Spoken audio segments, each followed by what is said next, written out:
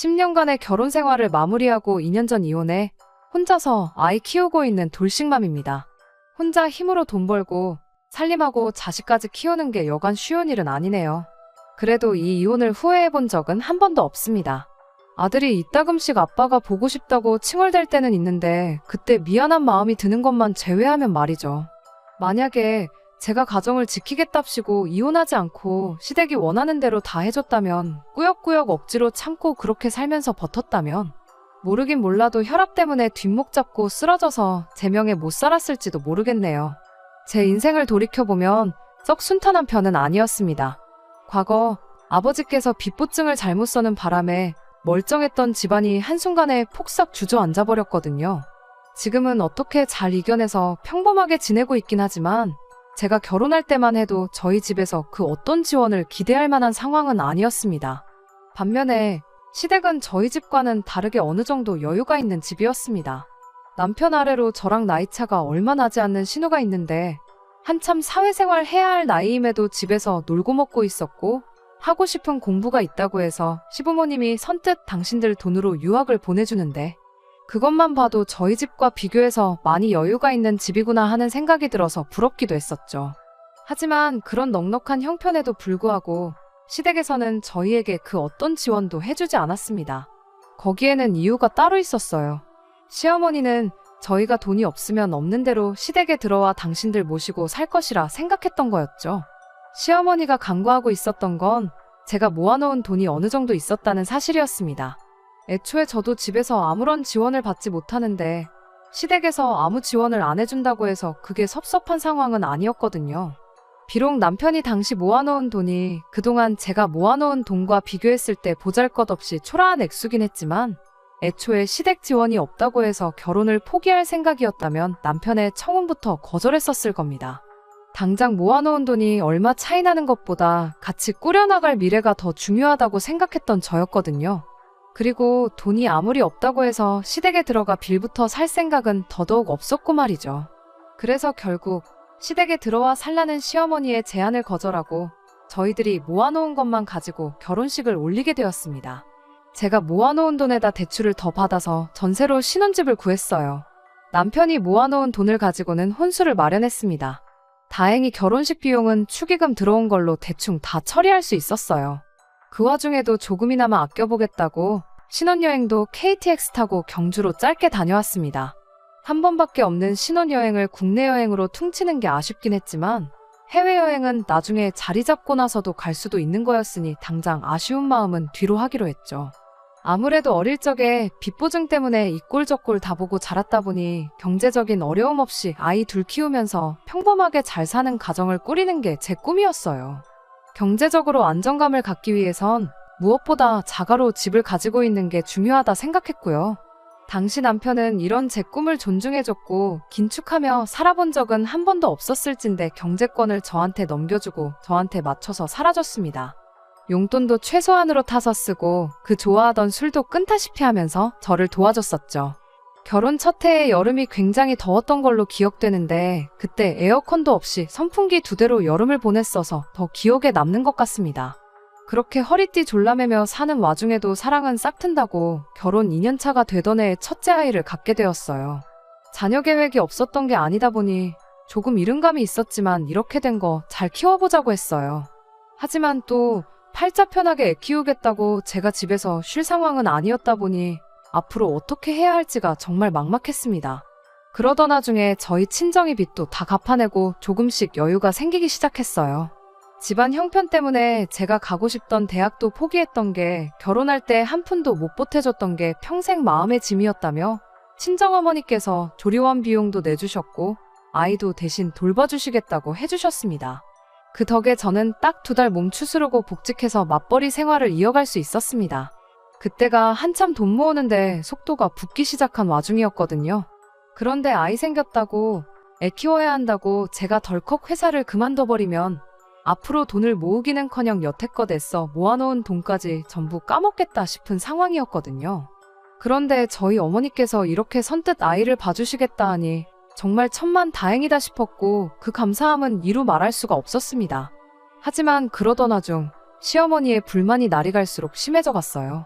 매일 친정어머니가 아이 봐주러 저희 집에 들락거리는 게 거슬렸던 거였죠. 그걸 가지고 제가 친정하고 시댁을 두고 차별을 하고 있다며 아주 난리가 난 거예요. 그런 시어머니의 반응이 참 황당하고 어이가 없었죠. 제가 뭐 저희 집에 오겠다는 시어머니를 오지 말라고 막은 적이 있던 것도 아니었거든요. 애초에 저희 결혼할 당시에 시댁 들어와서 살라는 걸 거절하고 알아서 집 구해서 결혼식을 올린 걸 두고 아주 부모를 우습게 보는 자식들은 필요 없다고 니들 마음대로 하고 살라고 하시며 저희 신혼집 집들이도 안 오셨던 분이세요. 우리 아이가 태어났을 때도 축하는커녕 이참에 직장 그만두고 집에서 애나 키우라고 하셨던 분이죠. 그런 분이 저를 두고 친정만 편애하고 시댁을 배척한다고 하고 있으니 뭐라 할 말이 없더군요. 그렇다고 저희가 시댁을 찾아가지 않았던 것도 아니었어요. 언제까지 사이 나쁘게 지낼 수는 없으니 매달 한 번씩은 꼭 찾아뵙고 그랬었죠. 저희가 찾아간다고 해서 저희를 뭐 버선발로 마중을 나오신다거나 하는 것도 아니었습니다.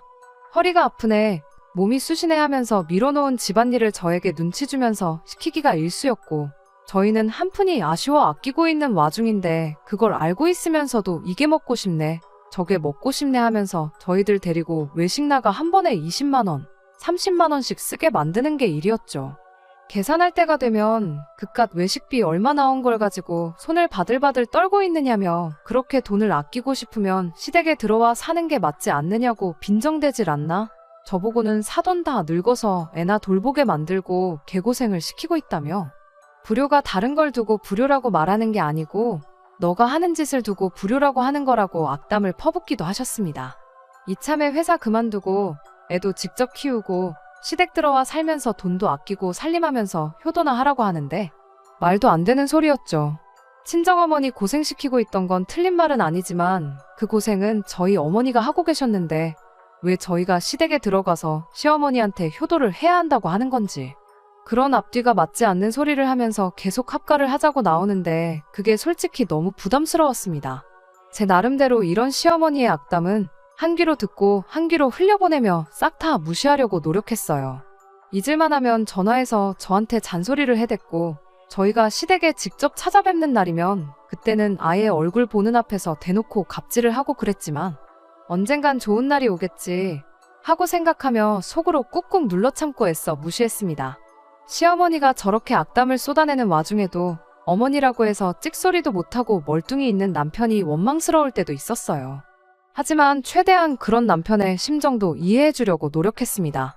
남편은 그래도 자식인데 언젠간 시어머니가 경제적으로 우리한테 도움을 줄 때가 있지 않겠냐 그런 생각을 가지고 있었거든요. 그러니 남편은 남편 나름대로 최대한 시어머니 심기를 거스를 만한 행동은 하지 않으려고 나름대로 눈치를 보고 있던 거였죠. 저는 시댁 재산에 눈꼽만치도 관심이 없었어요. 여태 아무 지원 안 받고도 잘 살았는데 이제 와서 얼마 지원받는다고 해서 우리 인생이 뭐 크게 달라지겠다는 생각이 들지는 않았거든요.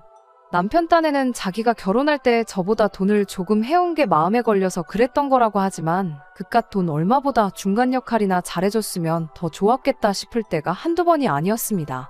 고부간의 갈등이 이혼 사유가 된다는 것 또한 진작부터 알고 있었지만 그때 당시에는 남편과 별다른 문제도 없었고 아이도 무럭무럭 잘 크고 있던 시기라 이혼 생각은 해본 적도 없었어요. 아이를 봐주시는 것 때문에 친정어머니가 매일같이 저희 집에 오셨었는데 남편은 최대한 불편한 내색 한 번 하지 않았고 제가 시달리는 만큼 저희 어머니한테 잘했거든요. 그랬기에 시어머니가 전화로 듣기 싫은 말 하는 거 사람 앞에 앉혀놓고 대놓고 악담하는 것쯤이야 그냥 저 하나만 참고 넘어가면 끝나는 거다. 시어머니랑 같이 살 것도 아닌데 그것 때문에 이혼까지 하냐 그런 식으로 생각했었습니다. 그렇게 세월은 흘러 저희 결혼 생활이 8년 차에 접어들 때쯤 대출을 더 받아야 하긴 했지만 결국엔 그렇게 원하던 집을 갖게 되었습니다. 당초 저희가 세웠던 계획보다 그리고 저희가 모아놓았던 돈을 생각해보면 조금 무리한 감이 없지 않아 있었어요. 아이가 학교 들어갈 나이가 가까워오니 싫어도 신경을 쓸 수밖에 없더라고요. 요즘 애들이 친구가 전세 살고 빌라 살고 그러면 그걸 가지고 애들끼리도 서로 무시하고 등급을 나눈다는 이야기를 들으니 더더욱 그냥 넘어갈 수가 없었어요. 그토록 바라던 집도 갖게 되었고 저도 남편도 나이가 먹어가면서 경력도 쌓이고 월급도 넉넉하게 오르면서 경제적으로는 여유가 많이 생겼어요. 여전히 대출을 갚아야 하긴 했지만 결혼 초랑 비교해보면 정말 장족의 발전을 이뤄낸 셈이었죠. 이런 저희를 장하다고 칭찬해줄 법도 한데 시어머니는 이번에도 또 합가할 생각은 안 하고 집을 샀다며 집들이에 참석조차 하지 않으셨습니다. 그러던 중 시댁에서 일이 터지고야 말았어요. 안 그래도 며느리인 제 앞에서만큼은 사람을 잡아먹을 기세로 날카롭게 굴던 시어머니였는데 언젠가부터 그 공격성이 날이 갈수록 심해지고 있다는 걸 체감하고 있을 때쯤이었죠. 그때쯤부터 시어머니가 저한테 했던 말을 또 하고 방금 꺼낸 말을 기억도 못하고 그러는 일이 잦았어요. 한 번은 식사 준비한다고 가스불을 켜놓았다가 냄비째로 태워먹고 아주 위험한 상황이 될 뻔한 적도 있었고요. 그렇게 깜빡깜빡하는 모습을 보게 되니 아무리 저한테 못되게 굴던 시어머니라고 해도 그냥 지나칠 수는 없더라고요. 시어머니한테 병원에 좀 한번 같이 다녀와 보자고 설득을 했지만 시어머니는 오히려 그런 저를 두고 멀쩡한 사람을 치매 환자를 만들고 있다며 입에 담기도 힘든 말을 퍼붓기까지 했습니다. 저도 그러려니 하고 포기할까도 했지만 자꾸만 그 증상들이 마음에 걸려서 그냥 넘어갈 수가 없었어요. 그래서 시아버지도 설득하고 남편도 설득하고 심지어 미국에 체류 중인 신우한테도 연락을 해서 시어머니 마음 좀 돌려달라고 부탁을 했죠. 기나긴 설득 끝에 결국 시어머니를 모시고 병원에 다녀올 수 있었습니다. 결과는 제가 우려했던 대로 치매였어요. 다행히 비교적 초기에 발견된 상황이라 약물 치료를 시작하면 상태가 호전될 수 있으니 크게 걱정 말고 일단 상황을 지켜보자는 이야기가 나왔습니다. 그렇게 앙칼지던 시어머니가 자꾸 초라하게 보이더군요. 하지만 안쓰러운 마음도 잠시였어요. 아무리 치매 판정을 받았더라도 며느리를 부려먹어야겠다는 마음은 까먹지 않으시더라고요. 오히려 치매 판정을 받은 이후부터는 매일같이 퇴근 시간마다 전화를 해서 네가 나 대신 네 시아버지 밥 좀 챙겨다오 하면서 저를 본격적으로 부려먹으려 들기 시작했어요. 집안일이 잔뜩 쌓여있는 건 기본 옵션이나 마찬가지였고요. 치매라는 병이 정말 신이라는 게 존재하는가 싶을 정도로 무섭고 슬픈 병이잖아요. 그동안 제대로 된 며느리 대접 한 번 받아본 적 없었지만 그래도 시어머니가 정말 딱하다는 생각뿐이었어요. 남편도 엄청 우울해했고요. 저한테 상황이 상황인 만큼 시댁 좀 신경 써달라고 부탁을 해왔습니다. 매일같이 퇴근길에 시댁에 들락날락하면서 집안일을 해주는 건 불가능했지만 최대한 자주 찾아뵙고 신경을 써보겠다고 했어요. 남편은 납작 엎드려 절이라도 할 기세로 저한테 고맙다고 말해왔고요. 하지만 약물 치료가 어머님 상태를 호전시킬 수도 있다던 희망적인 그 말과는 다르게 시어머니의 증세는 날이 갈수록 더 심해져 갔습니다. 요 근래에는 화장실 실수도 종종 하기 시작했어요. 그간 매일같이는 아니더라도 제가 꼭 주에 한 번은 퇴근길에 시댁에 들러 밀린 집안일도 해놓고 가고 그랬었는데 이젠 화장실 실수까지 하게 되니 제가 일주일에 한 번 오는 걸 가지고는 어떻게 손쓸 방도가 없었어요. 시부모님이 경제적으로 여유가 없는 분들도 아닌데 왜 간병인 부를 생각은 하지도 않고 저한테 다 떠넘기는지 싶었죠. 남편도 종종 한 번씩 시댁에 들러서 얼굴을 비추긴 했는데 저한테 시키는 것과는 다르게 남편한테는 그 어떤 집안일도 시키지 않는 것처럼 보였습니다. 한참 그렇게 정신없이 살고 있던 와중에 제가 또 아이를 갖게 되었습니다. 아이 둘 낳아서 행복하게 잘 사는 게 제 소원이긴 했지만 사실 당시에 하나 키우는 것만으로도 벅차서 둘째 계획은 거의 포기 상태나 마찬가지였었어요. 조심한다고 했는데 난데없이 아이가 생겼으니 정말 당황스러웠죠.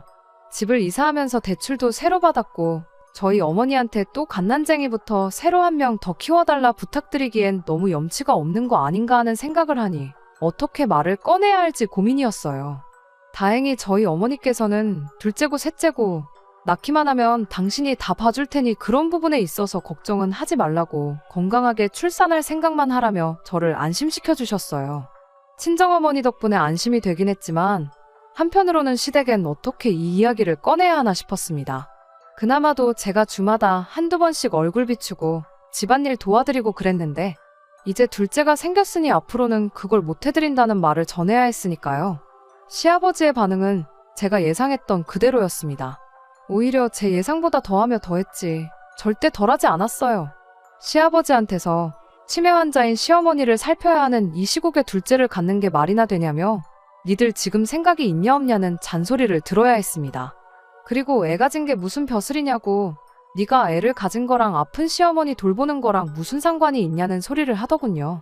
네 시어머니도 신우 가졌을 때 남편 키워내면서 집안일도 다 하고 집안어른들 모시면서 다 해냈다는 말을 보태면서요. 그걸로 모자라 시어머니가 저렇게 된 게 저한테도 책임이 있다고 하면서 제 탓을 하더라고요. 진작에 처음부터 니들이 들어와 살면서 시어머니를 모셨더라면 어머님이 저렇게 되지 않았을 거라고요. 편하게 며느리 효도받으며 살아야 할 때에 떨어져 살면서 계속 고생시킨 장본인이 바로 저라는 소리였죠. 그러니까 이참에 더 늦기 전에 회사 그만두고 시댁 들어와서 시어머니 간호나 극진하게 해보라는데, 이야기 들어보니 어머님 고생시킨 건 다른 사람이 아니라 아버님이 제일 고생시킨 것처럼 보이는데, 제가 아니라 아버님이 어머님 간호를 해야 하는 게 맞지 않냐는 말이 목끝까지 차올랐습니다. 직접적으로 저렇게 말하는 대신에 저는 신우 이야기를 꺼냈죠. 자식도 안 하는 간병을 왜 자꾸 저한테 바라시냐고요. 두 분한테는 신우가 있지 않냐고. 신우가 미국 간 지가 벌써 10년인데 아직도 졸업장도 못 따고 학생 신분이지 않냐고. 당장 비싼 돈 주고 유학 간 결과물을 가져올 생각이 없으면 당장에라도 귀국시켜서 어머님 간병을 시키는 게 맞지 않냐고 했죠. 아니면 신우 뒷바라지 해줄 돈으로 간병인을 구하던지 요양원에 모시는 게 낫지 않냐고. 무작정 며느리한테 다 떠넘길 생각만 하는 게 아니고 현실적인 방안을 찾는 게 어머님을 위해서도 우리 모두를 위해서도 더 나은 방법이라고 말을 꺼냈죠. 합가 때문에 언쟁하러 찾아온 게 아니고 둘째도 생겼으니 앞으로 어머님 돌봐드리는 일은 더 이상 못한다고 말씀드리러 온 거라고 제 입장을 확실하게 전했습니다. 그런데 그때 옆에 있던 남편이 갑자기 한마디를 하더라고요. 이제 10년 만에 드디어 내 남편이 중간 역할이란 걸 하는구나 싶어서 감동스럽기까지 했는데, 남편이 난데없이 목에 핏대를 세워가며 너 지금 말 다 했냐고 하면서 저에게 화를 내기 시작했습니다. 말을 다 하긴 내가 무슨 말을 했다고 이러냐 따지니 제가 요양원 이야기를 꺼낸 걸 가지고 트집을 잡더라고요. 그동안 착한 척은 다 하더니 뒤로는 어머니 요양원 보낼 생각을 하고 있었냐고요. 우리 엄마가 치매를 앓고 있다고 해도 지금 이렇게 멀쩡하신데 아픈 사람을 앞에다 두고 요양원을 보내라느니 어쩌라느니 말을 할 수가 있냐고. 치매 걸린 사람이 우리 엄마가 아니라 장모님이었으면 네가 요양원 이야기나 꺼냈을 거냐며 저한테 성질을 부리는 거예요. 그때의 기분은 정말이지 그 어떤 말로도 표현을 할 수가 없습니다. 여태껏 이악 물고 버텨온 세상이 무너지는 기분이었죠. 저는 마음을 다잡고 남편한테 대답했어요. 치매 걸린 게 시어머니가 아니라 우리 엄마였다면 당연히 내가 모셨을 거라고요. 다른 이유가 있는 게 아니고 내가 자식이니까 모셨을 거라고. 당신 말대로 어머님이 멀쩡하다고 생각되면 나 말고 당신이 모시면 되는 거 아니냐고 했더니 불과 몇 초 전까지만 해도 목에 핏줄을 벌겋게 세워서 있는 대로 소리를 떵떵 치던 사람이 기어들어가는 목소리로 자긴 남자라서 그런 거 못하는 거 알지 않느냐고 찌질하게 대답을 하더군요. 그 말을 들으니 내가 무슨 부귀영화를 누리겠다고 시어머니 갑질을 견뎌내며 바쁜 시간이나마 쪼개가면서 시댁에 최선을 다했는지 싶더군요. 그래서 내가 말하지 않았느냐고, 남자라서 못하는 거면 미국에 있는 당신 동생 불러다가 간병을 시키면 되는 거 아니냐고 다시 따졌습니다. 막말로 신우가 미국에 직장이 있는 것도 아니고 가정을 꾸려서 거기서 살고 있는 것도 아닌데다가 뭐 박사학위 딴다고 논문 준비하는 것도 아니고 학부 졸업장도 못 따서 허덕이고 있는데 이미 실패한 유학을 포기시키는 게 뭐가 어렵냐고 했어요. 그냥 신우 유학 포기시키고 어머님 간병하라고 하고 시댁 전 재산 신우한테 물려주면 해결되는 거 아니냐고 자리에서 일어났죠. 그날 이후로는 남편도 자존심 때문에 저한테 사과하기가 싫었던 건지 말 한마디 걸지도 않고 집에서 저를 피하더군요. 불편한 걸 떠나서 엄마 아빠가 이렇게 사이 나쁘게 지내는 모습 보여주는 게 교육상 안 좋을 것 같아서 어떻게 풀어보려고 노력했어요. 하지만 남편은 시어머니 모시고 사는 방법 외에는 자기랑 풀 방법이 없다며 끝까지 똥꼬집을 부리더군요. 그래서 저도 그냥 포기해버렸어요. 그렇게 냉전 상태로 몇 주 지났을 때쯤 신우한테서 연락이 왔어요. 이젠 신우까지 나서서 무슨 소리를 하려나 싶었는데 한다는 소리가 이 상황에 둘째를 갖는 건 말도 안 되는 거라며 자기가 수술 비용이며 그런 거 다 내줄 테니 아이를 포기하라는 말을 꺼내왔습니다. 대번에 저는 너 지금 말 다 했냐? 미치지 않고서 사람이 어떻게 그런 말을 하냐 하면서 네 엄마 간병해달라고 지금 내 자식을 포기하라고 하는 거냐고 저도 세게 한마디 했죠. 된통 저한테 말로 두드려 맞은 신우가 지 오빠한테 일러바치기라도 했는지 퇴근해온 남편이 얼굴이 울그락불그락해서 저한테 시비를 걸어왔습니다. 남편은 내 동생이 뭐 틀린 말 했냐고, 엄마가 저런데 우리끼리 행복하게 사는 게 말이나 되냐면서 말도 안 되는 억지를 부리더라고요. 싸움이 커지면서 한참 감정이 격해지는 가운데 배를 찌르는 듯한 통증이 느껴졌고 저는 갑자기 하혈을 하게 되었어요. 마무리도 짓지 못한 채 급하게 병원으로 가야 했죠. 병원을 가는 길에 불길한 예감이 들었지만 제발 그것만큼은 아니길 기도했는데 결국 우리 아이는 세상 구경도 못 해보고 저와 이별을 하게 되었습니다. 그 와중에 남편은 어차피 이렇게 될 운명이었으니 이렇게 된 거라면서 시부모님과 합가는 언제쯤 하면 좋을지 몸 추스르면서 한번 생각해보라고 하더군요. 여태까지 함께한 세월이 무색하게 느껴졌죠. 이 자식이 그동안 알고 지내던 내 남편이 맞나 싶었어요. 평소에도 시부모님 돈 때문에 눈치나 봤지 그렇게 효자는 아니었는데 뭘 잘못 먹고 와서 저러나 싶더군요. 저는 아무 대답도 하지 않았고 그냥 멍하니 남편을 바라만 보고 있었습니다. 남편도 눈치가 있으니 뭔가 안 좋은 낌새를 눈치챈 건지 병원비랑 그런 건 신우한테 보내달라고 할 테니 일단 그런 부분은 걱정하지 말라고 말하며 도망치듯 병원을 빠져나갔어요. 퇴원하고 집에 돌아가는 길에 저는 구청에 들러서 이혼 서류를 챙겨서 왔습니다.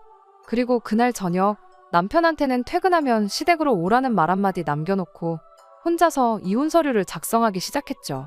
아이를 친정에 맡겨두고 남편 퇴근 시간 맞춰서 시댁 앞에서 남편이 오길 기다렸습니다. 남편이 시댁에 들어가는 걸 보고 저도 그제서야 시댁으로 따라 들어갔고요. 들어가자마자 다른 그 어떤 말도 꺼내지 않고 시아버지와 남편 앞에 준비해놓은 이혼 서류를 집어던졌어요. 제가 집어던진 게 이혼 서류인 걸 알게 된 시아버지와 남편은 아무리 그래도 그렇지 이혼까지 하는 건 아닌 것 같다며 그제서야 제 눈치를 보며 저 자세로 나오더군요. 애를 아빠 없이 크게 만들 생각이냐며 애를 생각해서라도 성급한 결정 내리지 말라고 그리고 오늘부터라도 다른 좋은 방법이 없는지 한번 알아보자고 저를 회유하기 시작했어요. 두 사람에게 나는 이미 마음 굳혔으니 그걸 돌릴 생각하지 말라고 했습니다. 이 집구석에 단 1분 1초도 있기 싫은데 이혼 서류 전해주러 온 거니 그렇게 알라말하고 저는 자리에서 일어났어요. 두 사람이 동시에 밖으로 나가는 저를 쫓아와선 또 우리 아이를 걸고 넘어지더군요. 아무것도 모르는 우리 손자는 무슨 잘못이냐고 너 같은 건 애엄마 자격이 없으니 애는 데려갈 생각하지 말라고 하더라고요.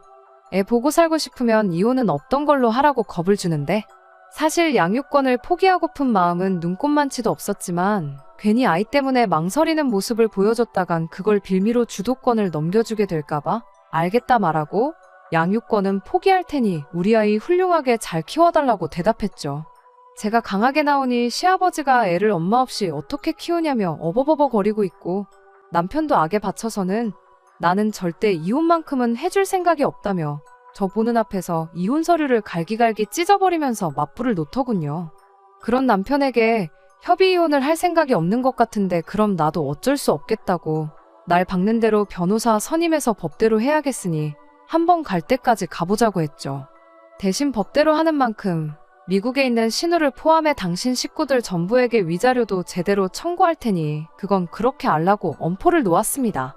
남편도 생각해보니 승산이 없는 싸움이란 걸 깨달았는지 바로 다음날 이혼 서류를 작성해서 보내왔어요. 결국 양육권도 제가 갖기로 했고 이혼도 하게 되었습니다. 다행히 진흙탕 싸움으로 번지지는 않았고 원만한 협의를 할 수 있었어요. 결혼할 때 제가 가져온 돈도 더 많았고 아이가 앞으로 자람에 있어서 양육비 문제도 있었으니 집은 대출 남아있는 그대로 제가 갖기로 했고 남편은 몸만 나가는 걸로 합의를 봤습니다. 그렇게 10년 결혼 생활에 종지부를 찍어버렸어요. 시작할 때 말했던 대로 혼자서 애 키우는 것부터 먹고 사는 것까지 힘든 일 투성이이긴 하지만 이 결정을 한 번도 후회해본 적은 없습니다. 그리고 얼마 전 우연찮게 남편의 지인을 마주치게 되면서 남편의 소식을 듣게 되었어요. 아이가 보고 싶다고 연락을 해올 법했는데 도무지 연락 한 통 오질 않아서 무슨 일이 있나 보구나 생각은 했었거든요. 시댁에서는 저랑 남편이 이혼하자마자 시어머니 간병을 할 사람이 없으니 결국 미국에 있던 신우를 불러내기로 했었다고 해요. 알고 보니 신우도 거기서 10년 동안 졸업장 하나 취득 못하고 학생 신분 유지하고 있었던 게 공부에 뜻이 있어서 그런 게 아니고 어떻게든 시민권자 남자를 만나서 결혼할 생각으로 뻐기고 있었던 거랍니다. 신우도 생각이 있으니 자기가 미국에서 10년 살았다는 것만 가지고 한국에서 먹고 살 가망이 없다는 걸 어렴풋이 알고 있었나 봐요.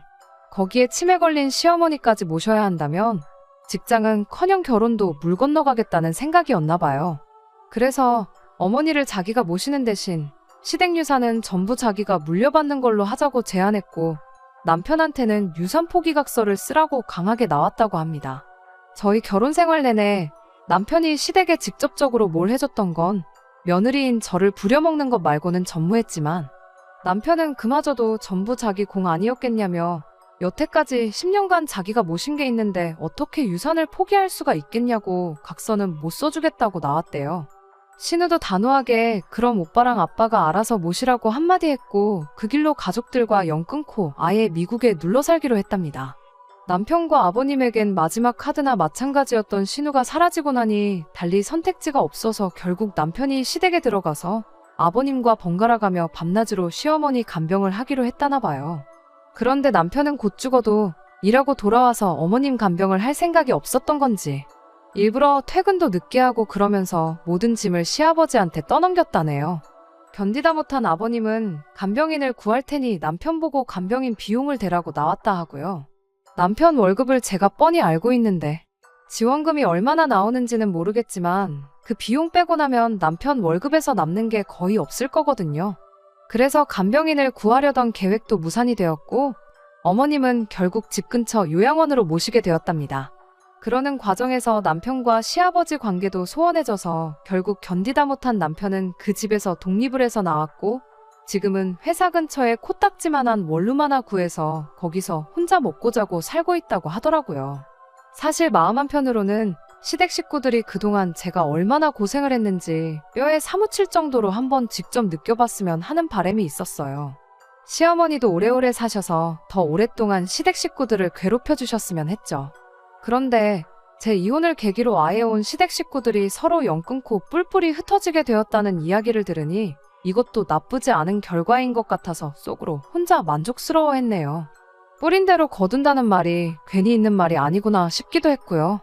이따금씩 제가 너무했던 건가 괜히 죄책감에 시달릴 때가 있었는데 결국 저 꼴이 난 걸 보니 제가 정말 좋은 결정을 내렸다는 생각뿐입니다. 이제 마음에 걸릴 거 없이 저랑 제 아이 행복만 생각하면서 살아가야겠어요. 끝까지 들어주셔서 감사합니다. 오늘의 사연은 여기까지입니다.